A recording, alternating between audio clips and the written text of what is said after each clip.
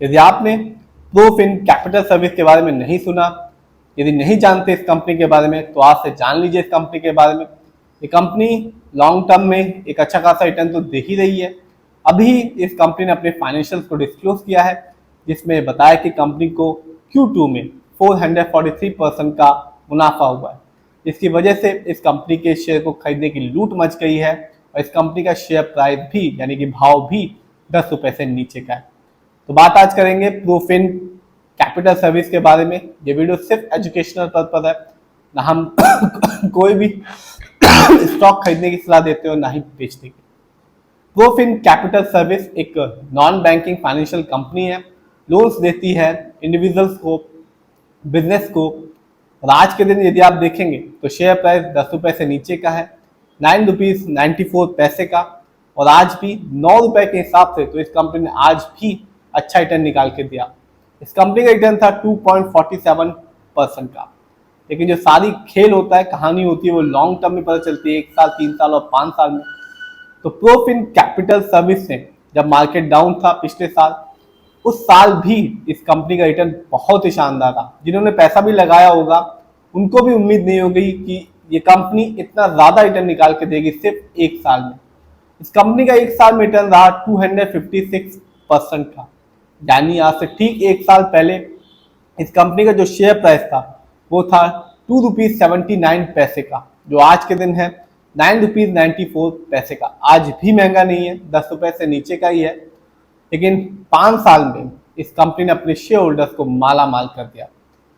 इस कंपनी का जो रिटर्न था 5 साल में वो था 1529% का, यानी 2020 में इस कंपनी का शेयर प्राइस था सिर्फ 66 पैसे का, जो आज के दिन ₹9.94 का है। तो आज भी इस कंपनी का शेयर प्राइस बहुत महंगा नहीं हो गया, लेकिन इस कंपनी ने ये बताया कि कंपनी लॉन्ग टर्म में एक अच्छा खासा रिटर्न दे सकती है। स्टॉक के परफॉर्मेंस को देखते हैं तो हाईएस्ट शेयर प्राइस गया ₹13.14, जबकि लोएस्ट शेयर प्राइस आया ₹2.79 का।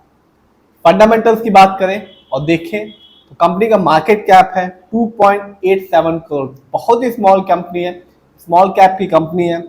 पीबी रेशियो 4.08 है, शेयर मार्केट में एक अच्छा पीबी रेशियो कहलाता है, 1 या तो बिलो 3।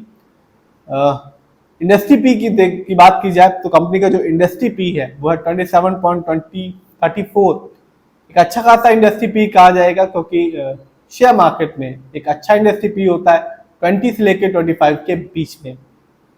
इंडस्ट्री पी से ये साफ होता है कि कंपनी का स्टॉक मार्केट में कैसा परफॉर्म कर रहा है, क्या वो बहुत ज्यादा महंगा तो नहीं है, क्या वो बहुत ज्यादा सस्ता तो नहीं है। आरओई कम है इस कंपनी का, 4.14% है, क्योंकि शेयर मार्केट में एक अच्छा आरओई कहलाता है 15% से लेकर 20% के बीच में। आरओई बहुत इंपॉर्टेंट होता है। जब भी आप किसी कंपनी के स्टॉक फंडामेंटल्स को देखें तो उस कंपनी के आरओई को जरूर देखें, क्योंकि आरओई बढ़ा हुआ होता है तो बताता है कंपनी शेयर होल्डर्स के पैसे को ढंग से इस्तेमाल कर दिया, और जब किसी कंपनी का आरओई कम होता है तो बताता है कंपनी शेयर होल्डर्स के पैसे को सही से इस्तेमाल नहीं कर पा रही। ईपीएस बहुत ही कम है इस कंपनी का, जो कि है 0.51 का। शेयर मार्केट में एक अच्छा ईपीएस टीटीएम कहलाता है 80 और से ज्यादा का। Earning per share trailing 12 month का मतलब होता है कंपनी ने 12 महीने में, लास्ट 12 महीने में कितना कमाया। जानते हैं इस कंपनी के फाइनेंशियल कंडीशन को। तो अभी ही सितंबर क्वार्टर के नंबर्स को डिस्क्लोज किया गया है कंपनी के द्वारा, और कंपनी का जो रेवेन्यू रहा सितंबर क्वार्टर में वो था 44.62 करोड़ का, जबकि पिछले साल इस कंपनी ने ईयरली रेवेन्यू के मामले में कमाया था 2024 में 23.32 करोड़ का। प्रॉफिट की बात की जाए तो कंपनी का प्रॉफिट अच्छा खासा बढ़ गया इस क्वार्टर में, जो कि रहा 13.33 करोड़ का, जबकि पिछले साल इस कंपनी को लॉस उठाना पड़ा था -0.33 करोड़ का। नेटवर्थ की बात की जाए तो जो कंपनी का नेटवर्थ है वो 2024 में रहा 28.86 करोड़ का। शेयर होल्डिंग पैटर्न को देखते हैं तो रिटेलर्स यानी कि हम लोग का पैसा या हम लोग की वजह से ही ये कंपनी प्रूफिन कैपिटल सर्विस चल रही है। रिटेलर्स का पैसा इस कंपनी में लगा हुआ है 95.30% का, बहुत ज्यादा पैसा लगा हुआ है रिटेलर्स का।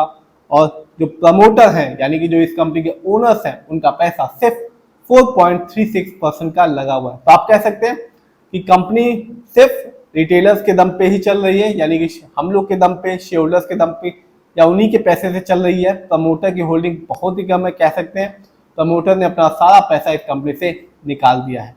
तो कंपनी का मेरे हिसाब से तो शेयर होल्डिंग पैटर्न ठीक ठाक नहीं है, फाइनेंशियल भी ठीक नहीं है, फंडामेंटल भी वीक है इस कंपनी का, और सिर्फ रिटर्न बहुत अच्छा दे रही कंपनी।